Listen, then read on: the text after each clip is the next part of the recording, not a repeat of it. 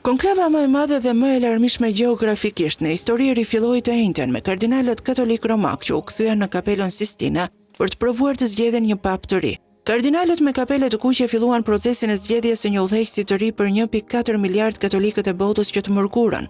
Mbrëmjen e të mërkurës, Tymizi doli nga një hoxhak i instaluar posaçërisht në kapelën Sistina, i dukshëm nga sheshi i Shën Pjetrit për të sinjalizuar një votim të papërfunduar. Asnjë pap në kohët moderne nuk është zgjedhur në përpjekjen e parë, kështu që ky rezultat pritej gjerësisht. Por duke patur parasysh historinë e kohëve të fundit, një rezultat përfundimtar është i mundur që nga dita e dytë, kur zhvillohen deri në 4 raunde votimi.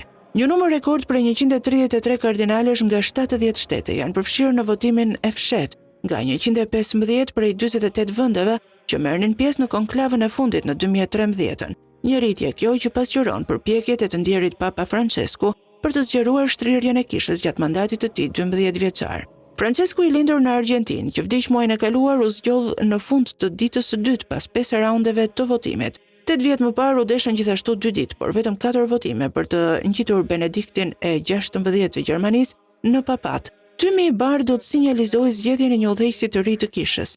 Nuk ka favorit të qartë, megjithse kardinali italian Pietro Parolin, i cili shërbeu si numri 2 i Vatikanit nën Papa Franceskun, dhe kardinali i Filipinas Luis Antonio Tagle konsiderohen si kandidat kryesor. Nëse bëhet e qartë se asnjëri nuk mund të marrë shumicën e nevojshme prej 2/3, votat pritet të zhvendosen tek pretendent të tjerë me zgjedhësit që mund të bashkohen rreth gjeografisë, afrimitetit doktrinor ose gjuhëve të përbashkëta. Gjatë konklavës kardinalët janë të izoluar nga bota, ndërkohë që kanë bërë betim për sekret. Telefonet dhe kompjuteret janë konfiskuar ndërsa ata transportohen mes kapelës Sistine për votim dhe 2 shtëpive pritëse të Vatikanit për të fjetur dhe ngrënë.